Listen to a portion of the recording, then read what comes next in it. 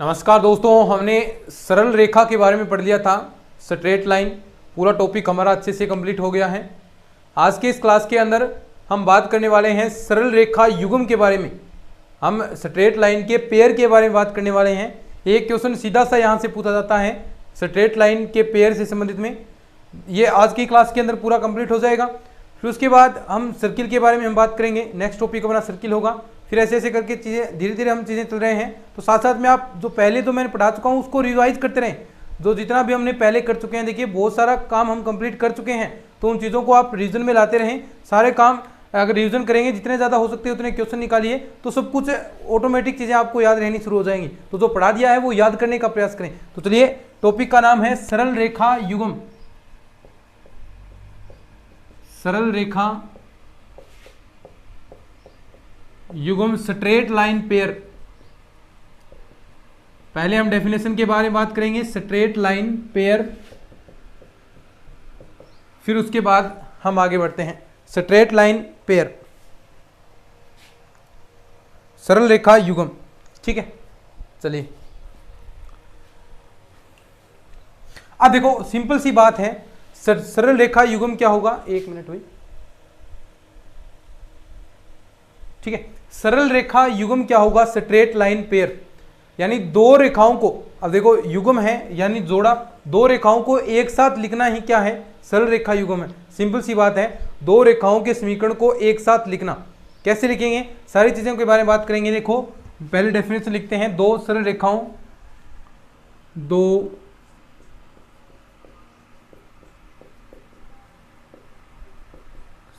सरल रेखाओं का एक साथ समीकरण लिखने पर, का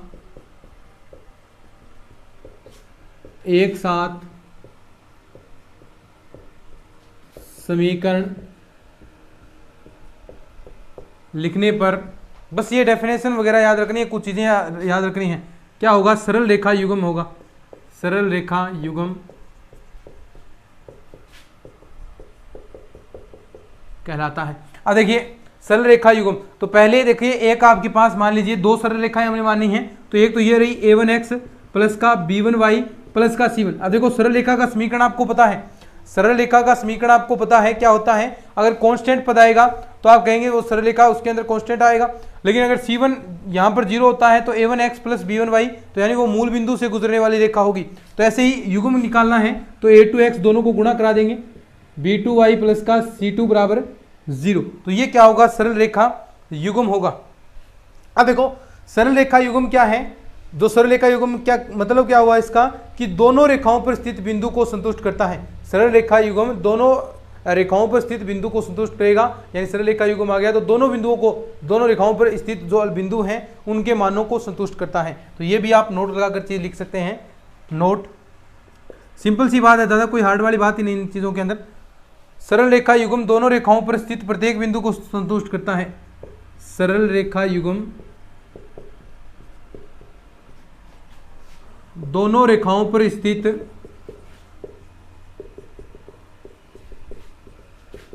कोई नोट्स बनाना चाहे तो यहां पर भी बना सकता है, स्थित प्रत्येक बिंदु को संतुष्ट करता है। प्रत्येक बिंदु को, रेखाओं पर स्थित प्रत्येक बिंदु को संतुष्ट करता है।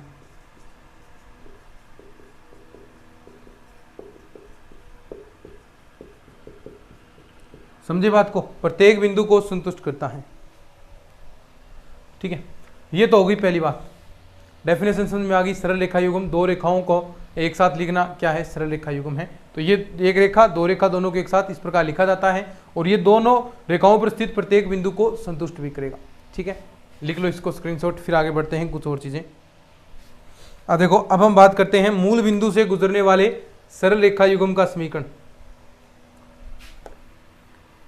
अब देखो मूल बिंदु से गुजरेगा तो कहीं ना कहीं अंतःखंड काटेगा। मूल बिंदु से गुजरने वाले सरल रेखा युग्म का समीकरण अगर हम बात करें, देखो मूल बिंदु से गुजरेगा तो यानी देखो सरल रेखा युग्म का आप जानते हैं। देखो सबसे पहले हम इसके बारे में बात करते हैं कि कोई आपका ये द्विविमीय निर्देशांक हो गया और मूल बिंदु से गुजर रहा है, तो इस प्रकार मान सकते हैं आप, कोई रेखा मान लीजिए इस प्रकार जा रही है कोई एक रेखा इस प्रकार आपकी ऐसे जा रही है, तो यानी मूल बिंदु से सरल रेखा युग्म आपका गुजर रहा है इस प्रकार। एक हो गया y1 बराबर m1x, y2 बराबर m2x, ठीक है, सॉरी ये y बराबर m1x, y2 बराबर m2x, ठीक है। m1 m2 यानी दोनों के डाल मूल बिंदु से गुजरेगा, तो x और y के मान तो एक ही रहेंगे, तो यानी ये तो मान यहाँ पर एक जैसे रहेंगे, लेकिन डाल हैं वो इसके अलग अलग हो जाएंगे, क्योंकि मूल बिंदु देखो वैसे रेखा का समीकरण होता है y बराबर mx प्लस का c, लेकिन मूल बिंदु से गुजरेगा तो ये कांस्टेंट पद क्या हो जाता है, 0 हो जाता है। तो यही है मूल बिंदु से गुजरने वाले रेखा युग्म का समीकरण। मूल बिंदु से, ये इंपॉर्टेंट है थोड़ा, मूल बिंदु से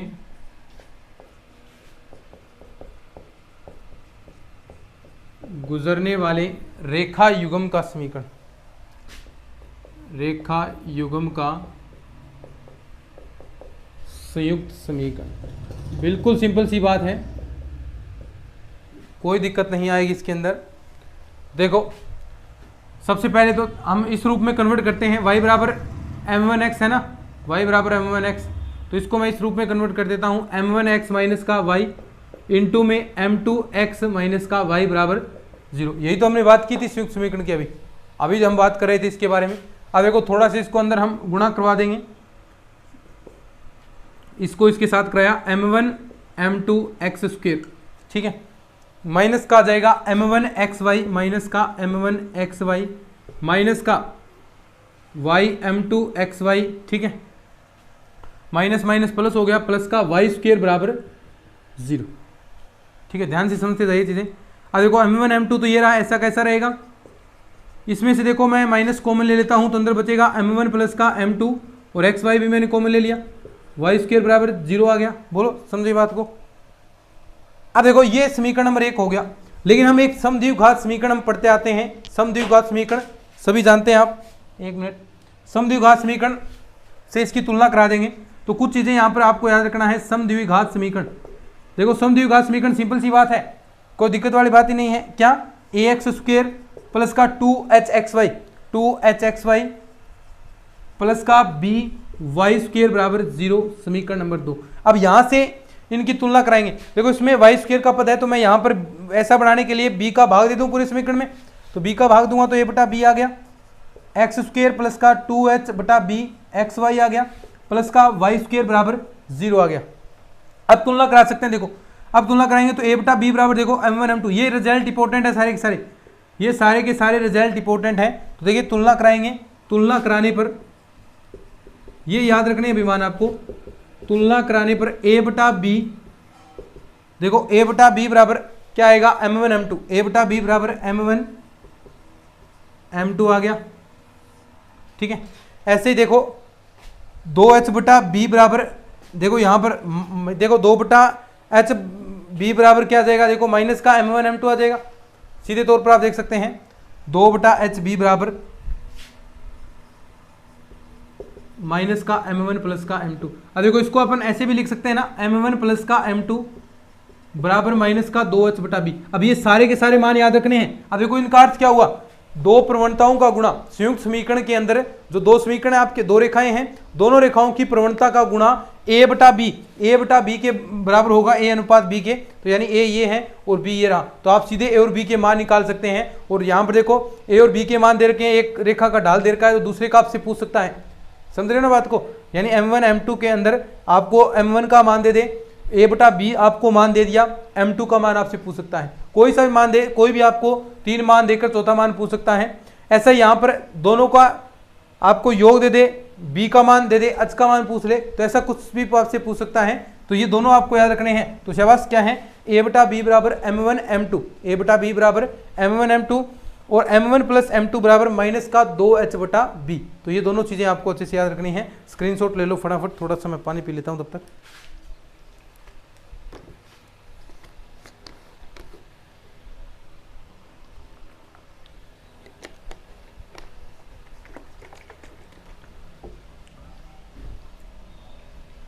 तो ये दोनों रेखाओं के ढालों में संबंध आ गया, तो ये चीज याद रखनी है। दोनों रेखाओं के ढालों के मध्य संबंध आ गया, m1 m2 बराबर a बटा b m1 प्लस m2 बराबर माइनस का 2h बटा b। तो ये चीजें याद रखनी है। अब देखो दोनों रेखाओं के मध्य कोण की अगर हम बात करें थीटा बराबर, तो उसके बारे में हम और बात हम करते हैं, दोनों रेखाओं के मध्य कोण।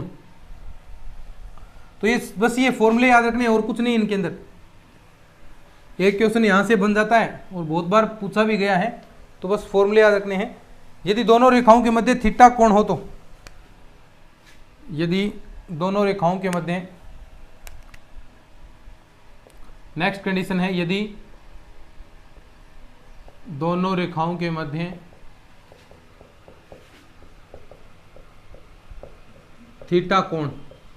अब देखो थीटा कोण हो तो tan थीटा बराबर सब जानते हैं, सब ने पढ़ा है। tan थीटा बराबर क्या होता है, m1 माइनस का m2 अपॉन में 1 प्लस m1 m2। ये मैंने पढ़ाया है ना आपको, दो रेखाओं के मध्य कोण के बारे में हमने इस प्रकार बात की थी, आपको याद होगा। याद नहीं है तो भैया इन चीज़ों को याद रख लो, काम आएगी ये चीज़ें, ठीक है। अब देखो यहां पर हमें इन चीज़ों को m1 m2 को तो मैं लिख सकता हूं ऐसा a बटा b लिख सकता हूं, तो ऐसे ही रूप में इस रूप में भी हमें कन्वर्ट करना है m1 प्लस m2 के रूप में। तो यहां से h और b के रूप में, h a b के रूप में हमें समीकरण बनाना है, क्योंकि संयुक्त समीकरण लिखेंगे तो वहां से हम तुलना करके मान निकालेंगे, तो वहां पर m1 m2 का कोई रोल नहीं होगा। तो यानी यहां पर आपको h b और a के रूप में समीकरण कन्वर्ट करना है। तो देखिए कुछ इस प्रकार हम करते हैं, m1 माइनस m2, मैं अगर इसकी स्क्वायर कर देता हूं, ध्यान से सुनिएगा, इसकी मैं स्क्वायर कर दूं m1 माइनस m2 की, तो आपके पास क्या आएगा, देखो खोलते हैं इस चीज को, m1 स्क्वायर प्लस का m2 स्क्वायर माइनस का 2m1 m2। अब देखो मुझे बनाना ऐसा है कुछ m1 प्लस m2 की होल स्क्वायर के रूप में। अब देखो m1 प्लस m2 कैसे बच सकता है, अगर मैं इसे m1 प्लस m2 की होल स्क्वायर बना दूं, उसके लिए ये प्लस का होना चाहिए। प्लस का करने के लिए हम यहाँ पर देखिए क्या करते हैं, यहाँ पर दो m1 m2 जोड़ दीजिए, दो और दो m1 m2 घटा दीजिए, तो देखो बन जाएगा ये अपना। तो ये m1 स्क्वायर प्लस का m2 स्क्वायर, तो मैंने दो m1 m2 तो जोड़ दिया, अब दो घटाऊंगा तो माइनस का 4 m1 m2 बच गया ना, 4 m1 m2 बच गया। अब देखो इसको मैं क्या लिख सकता हूँ, स्क्वायर, यानी m1 प्लस m2 की स्क्वायर लिख दिया, माइनस का 4 m1 m2 बच गया, ठीक है। यहाँ m1 माइनस m2, और देखो इसको अंडरूट स्क्वायर हटा देंगे तो क्या आएगा, m1 माइनस m2, क्योंकि हमें तो ऐसा मान निकालना है, तो देखो ऊपर अंडरूट आ जाएगा, ठीक है। अब देखो ये मान मैं यहां पर पुट कर देता हूं, तो देखो क्या आएगा, tan थीटा बराबर m1 प्लस का m2 की स्क्वायर माइनस का 4 m1 m2, नीचे क्या आएगा, अंडरूट है ऊपर, नीचे आएगा 1 प्लस का m1 m2, ठीक है। अब सिंपल सी चीजें हैं, जो मान हमें दे रखे हैं वो हम पुट कर देंगे यहां पर लिखते हैं अपन,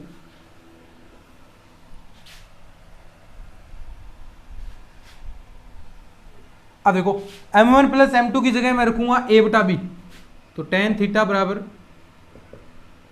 मपांक के अंदर अंडरूट है m1 प्लस m2 की जगह a बटा b, ठीक है, a बटा b की square minus 4 m1 m2, 4 m1 m2, sorry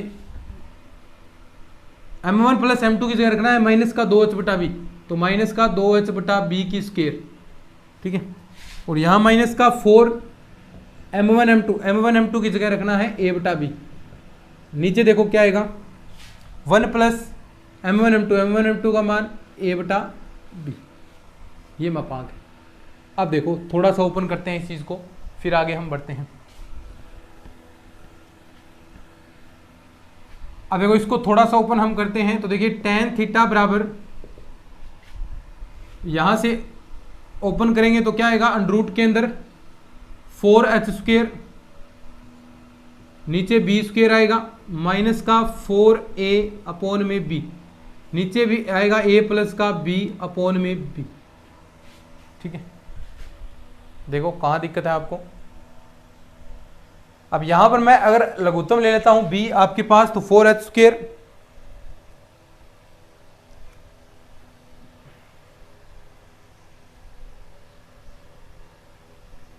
अब यहां से हम लघुत्तम ले लेते हैं जो भी चीज़ें अपने पास बचती हैं, लघुत्तम बी स्क्वायर आपके पास आएगा ही।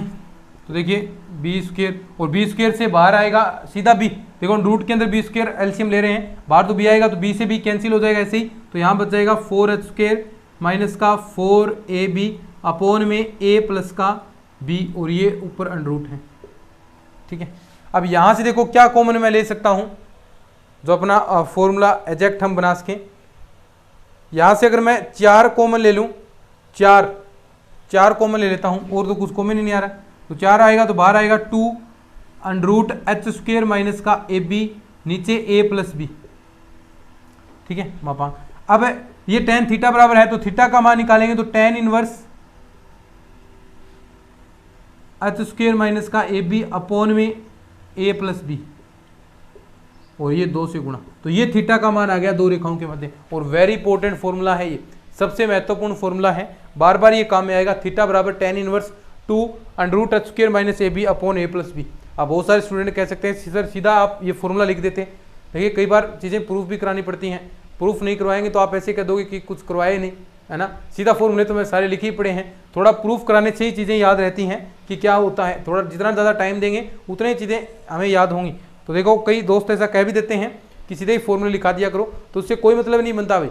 अगर याद करना है, वास्तव में स्टडी सीरियस हैं आप स्टडी के प्रति, तो ये चीज़ें आपको थोड़ी सी मैं अप्रूव कराऊंगा तो आपको याद हो जाएंगी। और जो सीधे करवाने हैं जिनमें बड़ी डेरिवेशन बनती हैं वो आपको सीधे याद करने चाहिए, लेकिन जो प्रूफ वाली चीज़ें हों तो आप उन्हें ऐसे कर सकते हैं।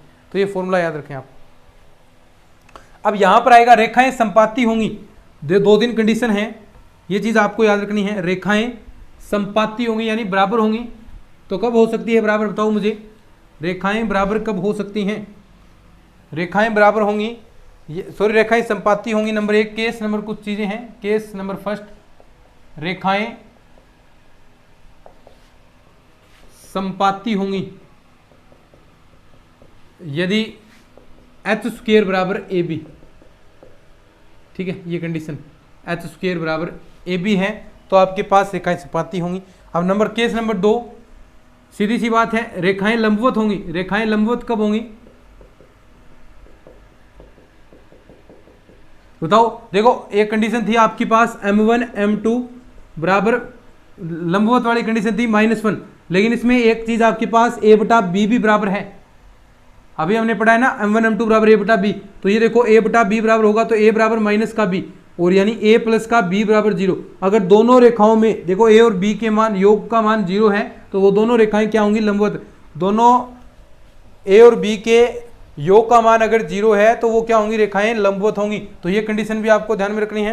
रेखाएं वास्तविक होंगी, केस नंबर 3, रेखाएं वास्तविक होंगी। वास्तविक कब होंगी रे, वास्तविक होंगी बताओ कब होंगी, जब ये h square minus a b, देखो जो ये आपका आ रहा है बीच में h square minus a b, क्योंकि देखो यही आपका काल्पनिक कर सकता है। अगर ये अंडर रूट के अंदर माइनस का गया तो काल्पनिक हो जाएगी, वास्तविक आना चाहिए। तो यानी h square minus a b का जो अंतर है वो ग्रेटर देन 0 होना चाहिए, पॉजिटिव वैल्यू आनी चाहिए। तो h square minus a b अगर ग्रेटर देन 0 है, यानी इसका मतलब h square greater than a b, h square का मान ग्रेटर देन ए बी होना चाहिए। तो ये क्या होगी, आपकी रेखाएं वास्तविक होंगी। ठीक है, रेखा युग्म को व्यक्त करेगा जिसके अंदर h square greater than a b हो। तो ये चीजें आपको याद रखनी है। संपाती कब होगी, जब h स्क्वायर बराबर ए बी, यानी अगर इसका मान बराबर हो जाता है तो रेखाएं क्या, देखो 0 हो गया ना, ये मान ये 0 हो गया, यानी यहाँ पर tan 0 का मान 0 आ गया, तो m1 m2 बराबर क्या हो गया, m1 बराबर m2 हो गया, तो यानी रेखाएं संपाती होगी। ऐसे ही इसके अंदर केस नंबर 2, रेखाएं लंबवत होंगी। रेखाएं लंबवत होने की कंडीशन क्या होती है, m1 m2 यानी दोनों का ढाल -1 के बराबर हो, तो -1 के बराबर है तो इसके बराबर भी a बटा b होता है, तो यानी a प्लस b बराबर 0। और वास्तविक होंगी जब h square minus a be greater than 0 हो। ठीक है, अब देखो एक क्वेश्चन करते हैं, सिंपल सा क्वेश्चन करते हैं, फिर उसके बाद थोड़ा आगे और बढ़ेंगे।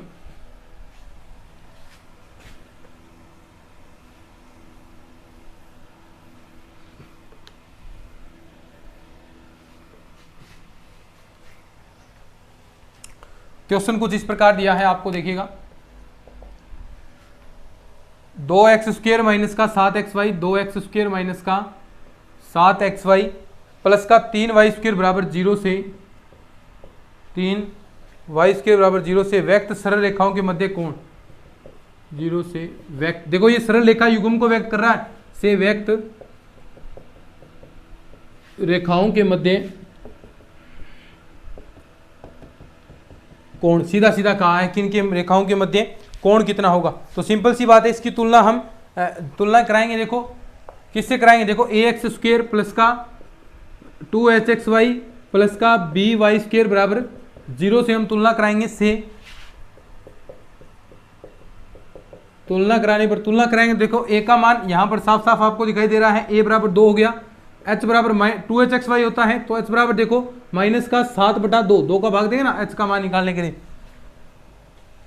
b का मान देखिए 3 आ गया। तो देखो एंगल आपके पास पता है, थीटा बराबर कितना होता है, tan inverse 2 into √h² minus का AB अपॉन में a प्लस का b। तो ये आपके पास एंगल का मान होता है, और यानी ये यहाँ पर ये मापांक होता है, ठीक है। अब देखो मान निकाल सकते हैं, थीटा बराबर tan इनवर्स 2h² का मान 7/2 है, तो यानी करेंगे तो 49/4 माइनस AB का गुणा कराएंगे तो 6 √ यहाँ पर है, नीचे a प्लस b, तो यानी 3 और 2 5, ठीक है। लघुत्तम ले सकते हैं, 49 में से 24 घटाएंगे 25 आपके पास बचेगा, और 25 बाहर आएगा, देखो 25/4 है तो बाहर आएगा, तो 25/2 बाहर आ जाएगा। tan इनवर्स 2 इंटू 25/2 अपॉन में 5, तो ये 2 से 2 कैंसिल, और 25 √25 बाहर आएगा, देखो रूट के अंदर था ये, 25 बाहर आएगा तो 5 बचेगा, ठीक है। तो यहाँ से देखो tan इनवर्स, ये 5 से 5 कैंसिल हो गया, tan इनवर्स बराबर 1, तो यहाँ से कितना आएगा, tan इनवर्स 1 को क्या लिख सकते हैं, tan π/4, तो इससे ये कैंसिल हो गया। थीटा का मान आ गया π/4, थीटा का मान कितना आ गया, π/4। तो ये आपको ध्यान में रखना है। कितना सिंपल क्वेश्चन है, इनसे कोई सिंपल चीज़ें नहीं हो सकती। लिखो इस क्वेश्चन को, फिर आगे बढ़ते हैं। रेखाओं के मध्य कोण के अर्धकों का संयुक्त, रेखाओं के मध्य कोण अर्धकों के का संयुक्त हमें याद रखना है, फॉर्मूला सीधा। अब देखो ये फॉर्मूला सीधा आपको याद रखना है, रेखाओं के मध्य कोणों के अर्धकों का समीकरण,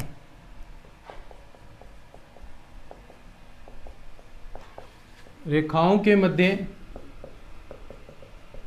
कोणों के अर्धकों का, कोण अर्धकों का संयुक्त समीकरण,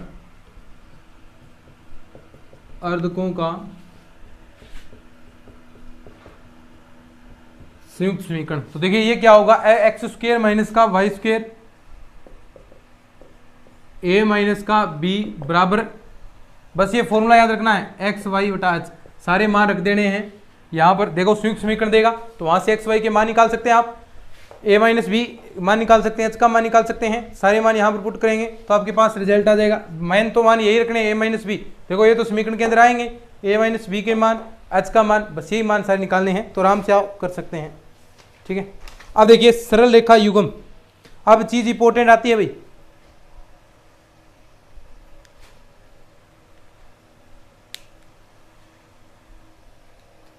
ठीक है। अब देखो सरल रेखा युग्म का व्यापक समीकरण, ये इंपॉर्टेंट है, और क्वेश्चन यहां से निश्चित रूप से पूछा जाएगा आपके एग्जाम के अंदर। देखिए सरल रेखा युग्म का जनरल फॉर्म, सरल रेखा युग्म व्यापक रूप, जनरल फॉर्म, इसके बारे में हम बात करते हैं। तो देखिए सरल रेखा युग्म, सिंपल सी बात है, सरल रेखा युग्म किसे कहते हैं, a1x प्लस का b1y प्लस का c1 इंटू में a2x प्लस का b2y प्लस का c2 बराबर 0। ये क्या है, अब इसकी तुलना व्यापक द्विघात समीकरण से, देखो व्यापक द्विघात समीकरण जानते हैं ना, इसकी तुलना व्यापक द्विघात समीकरण से कराने पर, व्यापक द्विघात समीकरण, व्यापक द्विघात समीकरण सब जानते हैं, ax² प्लस का 2hxy, देखो सबने पढ़ी है ये, by² प्लस का 2gx प्लस का 2fy प्लस का c बराबर 0, सबने पढ़ी है, ax² प्लस का 2hxy प्लस का by² plus 2gx plus 2fy plus का c बराबर 0। इस समीकरण की सहायता से हम प्रत्येक चीज बता सकते हैं कि कौन सा वर्त होगा, कौन सा सरल रेखा युग्म को व्यक्त करेगा, क्या कंडीशन बनती है। सबने ये चीजें पढ़ी हैं बीएससी के अंदर, है ना, पढ़ी है ना, जो 3D जियोमेट्री थी उसके अंदर पढ़ी है आपने, लगातार ये चीजें आप पढ़ते आ रहे हैं। तो देखिए व्यापक द्विघात समीकरण, यहाँ से हम a h b g f c के मान ज्ञात करते हैं। बोलो, मान ज्ञात कर लेंगे, यहाँ से कोई दिक्कत नहीं आएगी। अब देखो ये मान ज्ञात करने पर जो ये व्यापक द्विघात समीकरण है ये सरल रेखा को व्यक्त करेगा, ये सरल रेखा को व्यक्त करेगा। थोड़ा सा ध्यान में रखना है कैसे, यानी ये डी बराबर मान लो या डेल्टा बराबर जो भी है। यहाँ से देखो सबसे पहले तो इससे ऐसे तिरछे लिखने हैं ए बी सी, ठीक है, सारणी के रूप में लिखेंगे, ए बी सी तीनों रख दिए यहाँ पर विकिरण के रूप में, ठीक है। अब यहाँ पर क्या लिखना है, देखो जो बाकी शेष बचा है वहां पर सीधे तौर पर देखो एच जी एफ, देखो कुछ नहीं, ज्यादा कोई दिक्कत वाली बात ही नहीं, एच जी एफ, और इसका मान अगर 0 के बराबर आता है तो ये एक सरल रेखा युग्म को व्यक्त करेगा, सरल रेखा युग्म के व्यापक द्विघात समीकरण को व्यक्त करेगा। देखो कहां दिक्कत है, पहले एबीसी लिख देंगे यहाँ पर विकिरण के रूप में, बाकी एच जी एफ, तो ये एक व्यापक द्विघात समीकरण के रूप में व्यक्त करेगा,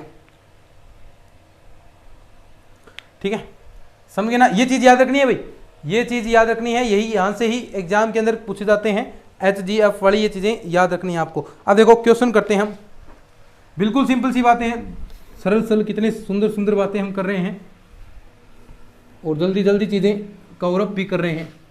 बस क्वेश्चन देखो कैसा पूछा जाता है एग्जाम के अंदर, सीधा क्वेश्चन आएगा।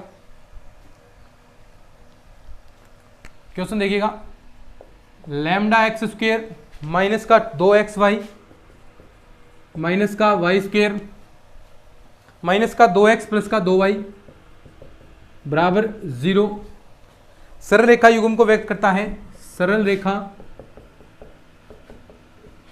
युग्म को व्यक्त करता है,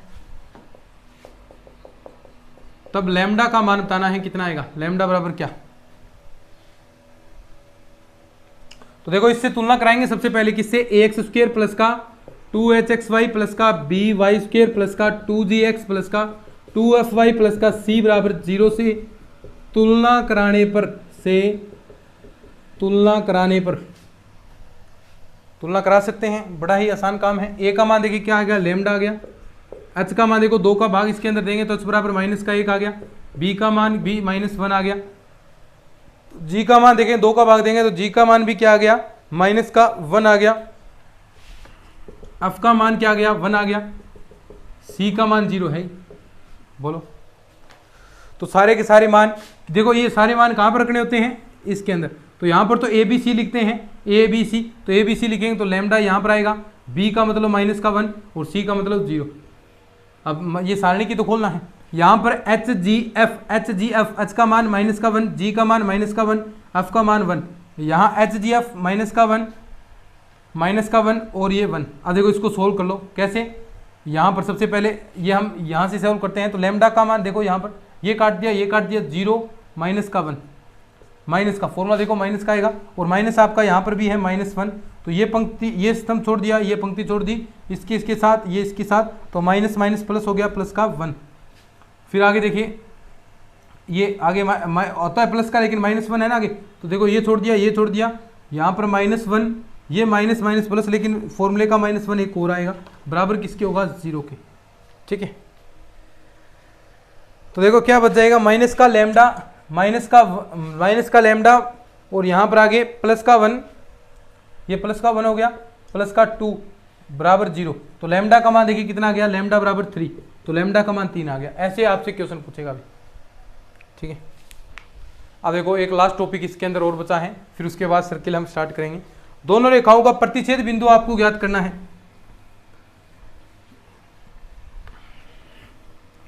दोनों रेखाओं का अगर आपसे कह दे कि प्रतिच्छेद बिंदु ज्ञात कीजिए, दोनों रेखाओं का प्रतिच्छेद बिंदु ज्ञात कैसे करेंगे, क्वेश्चन इस प्रकार आएगा, दोनों रेखाओं का प्रतिच्छेद। देखो आपको युग्म के रूप में देगा तो कैसे करेंगे, एक बार तो देखिए आप x के सापेक्ष आंशिक अवकलन कर दीजिए, एक बार x के सापेक्ष आंशिक अवकलन डेल एफ एक्स बराबर 0, एक बार ये कर दीजिए, तथा दोबारा देखिए सिंपल सी बात है, del F upon del Y बराबर 0। दो समीकरण बन गई, समीकरण 1 समीकरण 2, समीकरण 1 वह दो को हल करके x तथा y का मान ज्ञात कर लो। वही क्या होंगे, वही बिंदु आपके पास जो निकाले हैं वही प्रतिच्छेद बिंदु हैं। तो यानी क्या करना है, del F upon del X तथा del F upon del Y बराबर 0, दोनों आंशिक अवकलन करके यहाँ से दो समीकरण बनेंगे, दोनों समीकरणों को सोल्व कर लेना है, फिर आपके पास क्वेश्चन सोल्व हो जाएगा। देखिए क्वेश्चन एक लास्ट क्वेश्चन बचा है इसके अंदर, ये पूरा अपना पार्ट कंप्लीट हो गया है। रेखाएं आपको दी हैं, इस प्रकार दी हैं,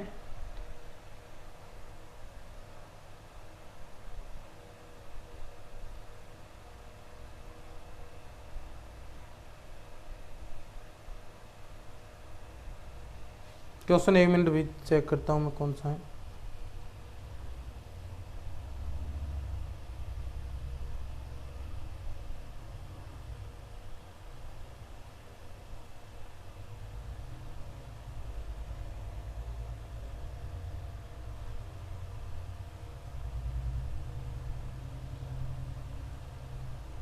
ठीक है, हाँ देखो रेखाएं आपको दी हैं, एक्स स्क्वेयर ये युग्म दे दिया ना, प्लस का 2xy माइनस का 5y स्क्वेयर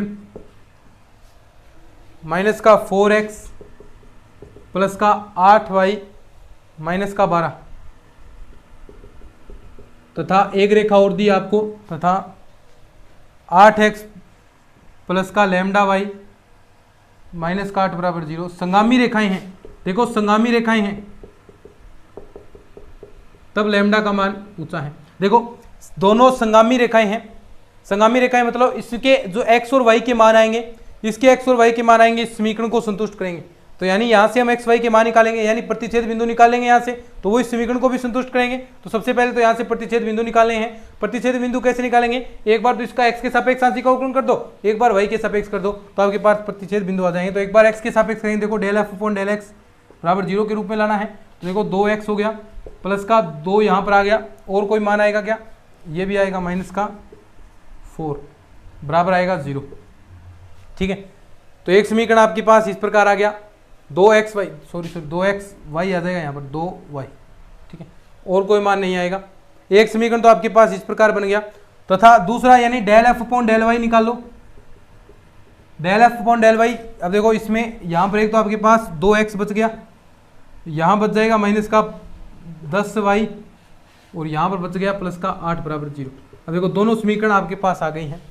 अब दोनों समीकरण हम सोल्व कर सकते हैं। देखो 2x माइनस का 10y प्लस का 8 बराबर 0। अब देखो बिल्कुल सिंपल है, कैसे, इन दोनों को घटा दो, ये कैंसिल हो जाएगा, ये प्लस का हो गया 12y, और ये माइनस माइनस क्या हो गया, 8 और 4 12, यानी माइनस का 12 बच गया बराबर 0। तो y का मान देख सकते हैं आप कितना आ गया, y का मान 1 आ गया। अब y का मान 1 आ गया, ये y का मान यहाँ पर रख दो, y का मान 1 आ गया तो यहाँ पर रख देंगे, तो ये माइनस 2 इधर जाएगा, तो ये प्लस का 2 बच जाएगा, तो x का मान भी कितना आ जाएगा, 1 आ जाएगा। तो ये x और y के मान आ गए, ये प्रतिच्छेद बिंदु हैं। अब ये बिंदु क्या इस रेखा को संतुष्ट करेंगे, तो इस रेखा को संतुष्ट करते हैं, फिर लैम्डा का मान अपने पास आ जाएगा। तो यानी इसको संतुष्ट करेंगे, 1,1 रेखा 8x प्लस का लैम्डा वाई माइनस 8 बराबर 0 को संतुष्ट करेंगे। तो कराते हैं भाई, 8 प्लस का लैम्डा, एक एक मान रख दिया, माइनस का 8। तो देखो यहाँ पर लैम्डा का मान आपके पास कितना आ गया, लैम्डा बराबर 0। तो ऐसे क्वेश्चन आपसे पूछे जाते हैं। तो ये इसी के साथ अपना जो सरल रेखा युग्म वाला पार्ट था ये कंप्लीट हो गया है। नेक्स्ट क्लास के अंदर नया टॉपिक सर्किल हम स्टार्ट करने वाले हैं। अगर ये क्लासेज आपको अच्छी लग रही हैं, इनको शेयर जरूर कर देना, चैनल को भी सब्सक्राइब कर लेना, क्योंकि इस तरह की यूजफुल वीडियो आपको इस चैनल पर मिलती है। पूरा सेकंड ग्रेड का कंप्लीट कोर्स हम करवा रहे हैं। चलिए आज की इस वीडियो में इतना ही, धन्यवाद।